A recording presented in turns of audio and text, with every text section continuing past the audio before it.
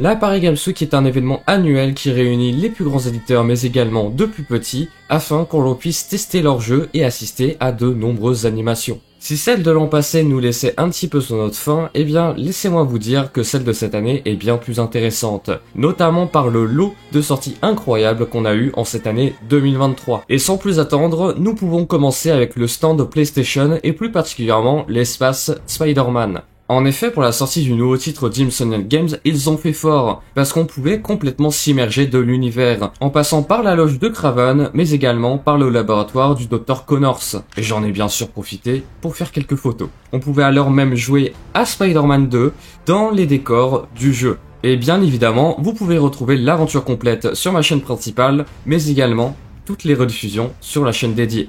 Ah, il y a une barre de vie. Ceci étant dit, passons à un personnage très populaire qui a eu à de nombreuses reprises un certain lien avec un plombier moustachu bien connu, Sonic. Et oui, on aurait presque tendance à l'oublier, mais Sega était également de la partie à cette Paris Games Week, à l'occasion de son nouveau jeu Sonic Superstars, sorti le 17 octobre dernier. Je l'ai alors testé, ce qui fait que je peux d'ores et déjà vous donner un premier avis sur les quelques premières minutes du jeu. N'étant pas un grand joueur de Sonic, j'étais un petit peu perdu par les contrôles, mais pour les plus grands vétérans de la licence, vous ne serez pas dépaysés. Car malgré sa direction artistique plutôt actuelle, son gameplay n'en reste pas moins classique et rappelle les premiers épisodes de la série. Dans cette démo, on avait donc le choix entre 4 personnages, à savoir Sonic, Tails, Knuckles et Amy. Cependant, ce jeu a l'air de beaucoup plus s'axer sur le multijoueur, ce que je n'ai alors pas pu découvrir pendant mon test. On peut alors imaginer un Sonic en premier joueur et un Tails en second, qui arriverait à porter Sonic pour l'aider à vaincre les plus féroces ennemis. La coopération est alors mise au premier plan, là où le mode multijoueur de Mario Bros Wonder,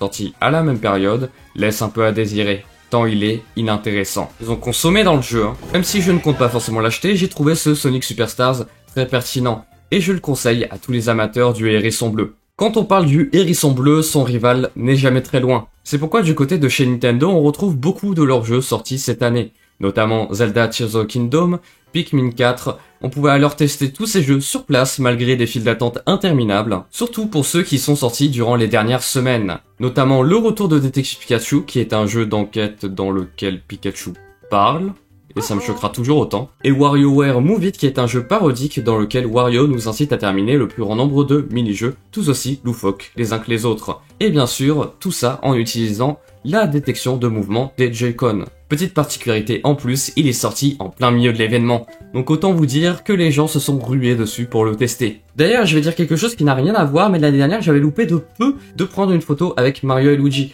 Cette année, j'ai réussi, de peu encore je pense, à prendre une photo avec eux. Voici donc la concrétisation d'un rêve. Bon, non, j'abuse peut-être un petit peu, mais c'est pour ajouter un petit peu de profondeur à ce que je dis. Plus sérieusement, vous pouvez retrouver la photo sur mon Instagram, qui est directement en description. Il y a une dernière chose dont je n'ai pas encore parlé, et les amis sorciers en seront d'ailleurs ravis. À cette Paris Games Week, j'ai donc pu tester Hogwarts Legacy, qui est sorti en début d'année sur PlayStation, PC, Xbox, Nintendo... Non, pas Nintendo... parce qu'en fait, il est retardé en fait. Yes. Et malheureusement, il n'y a pas grand chose à en dire, mis à part qu'on jouait dans un magnifique carrosse, de quoi rendre l'expérience immersive. Et pourquoi je dis qu'il n'y a pas grand chose à en dire? Parce que tout simplement, à part faire voler des chèvres, je n'ai pas fait grand chose. En fait, je pense que ma découverte a été biaisée par les gens qui sont passés juste avant moi. J'ai été lâché dans un environnement que je ne connaissais pas, et je n'avais pas beaucoup d'indications à ma disposition. Pour cette première découverte, en fait, j'aurais bien aimé être replacé à un endroit plus stratégique, ce qui malheureusement n'a pas été le cas. Mais j'ai quand même passé un bon moment à essayer de faire voler un petit peu tous les passants, tous les animaux, sans succès. Et je pense que c'est tout ce que j'ai à dire sur la Paris Games Week. J'aurais pu parler de tant d'autres choses, mais j'ai préféré me concentrer sur mon expérience personnelle de l'événement. J'aurais sans doute pu tester plus de choses, voire plus de choses, mais en une journée, c'est un petit peu compliqué, et surtout, j'ai fait l'essentiel de ce que je voulais faire, donc c'est le principal. Sur ce, si vous avez apprécié la vidéo, n'hésitez pas à liker, à vous abonner, et à écrire en commentaire votre ressenti sur l'événement, qu'il soit positif ou négatif.